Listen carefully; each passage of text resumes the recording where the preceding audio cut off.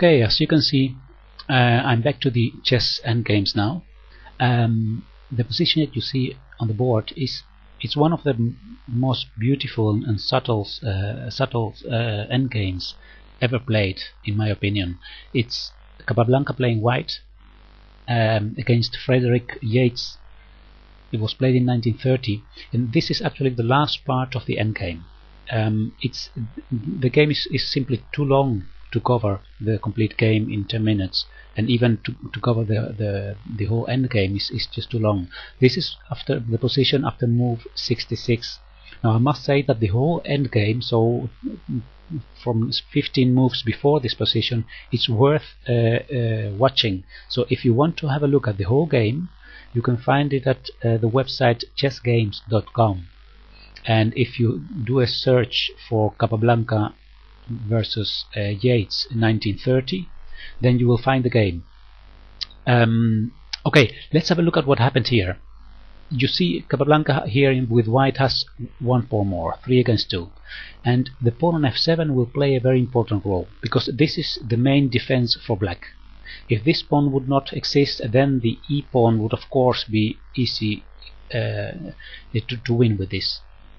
Now the idea of black is to use this rook as a main weapon to distract the black king, or actually to give checks from the side, so that the white king cannot pass these lines.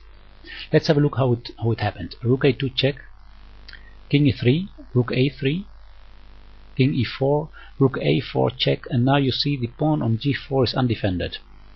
But Capablanca plays the beautiful move king to d5. He simply gives the pawn on g4, and the thing is that this pawn cannot be taken. I'll show you what happened.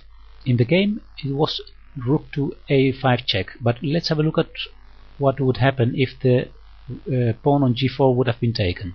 Rook takes g4, then follows f6 check, and now if the king goes to g6, then follows rook g8 check.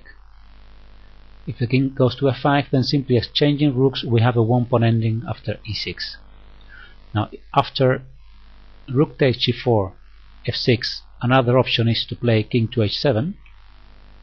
Well, in that case rook f8, attacking the pawn. The only way to defend it is going to g6, and we have the same position as in the other variation. So again e6 wins. So that means that this beautiful move king d5 leaves the pawn on g4 unprotected, but it cannot be taken. So black played here rook a5 check. The king goes to d6, another check on a6. The king now goes to c7, and now this is an important part.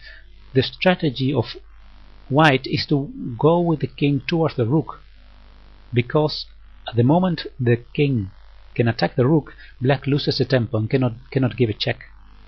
For example, if in this position the rook would go to a7 with check, then what would follow is king to b6. Now the rook is attacked, so the black must lose a tempo, saving the rook, and then black can play f6, king g6, rook g8 check. The king must go to h7, the only legal move, and then one more check on g7. King has to go to h8, and then the white king can come closer towards the pawn on f7 to win the game. A check here doesn't matter, because simply go to f8, and in the next move the pawn on f7 will fall. So I'll go back to the position in the game. Rook a6 check, king to c7. Now we just saw that a check on a7 with the rook wouldn't work because of the idea of the king coming too close to the rook.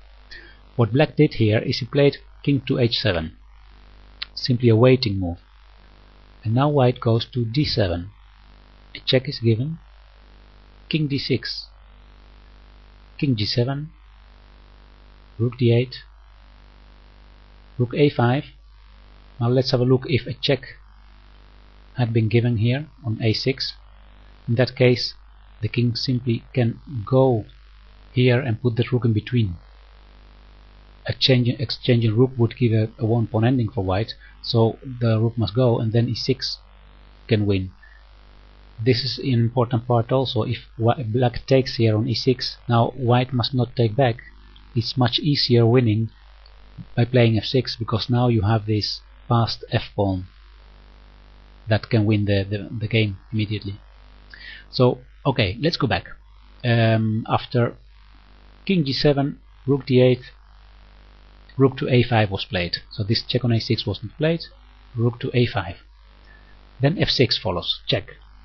King h7, rook f8. The important weakness of black, the f7 pawn. Now it's defended by rook a7, and now follows the most beautiful move of this ending, and that is king to c6. Now believe it or not, this is a Zugzwang position. If you have a look at this pawn, it's attacked by the rook, by the white rook, and the black rook cannot do any move, because all these squares, I'll give them another color, all these squares are taken. So that means that the black rook cannot move. What black did then is he played king to g6, but then follows the check that we have seen before, check on g8, king h7, the rook gives check on g7, and the king must go to the corner h8, totally out of the play, out of where the action happens. Now white plays king to b6, attacking the rook goes to d7, now king to c5. The idea is to play e6, rook c7 check, king d6 attacking the rook must go to a7, and now e6 can be played. A check on a6 was given, the king goes to e7. Now black took on e7 with check, but the f-pawn fell. The rook went to e4, and white played g5. Now black took on g5, and I'll give you 5 seconds to find the last move of the game. White to move.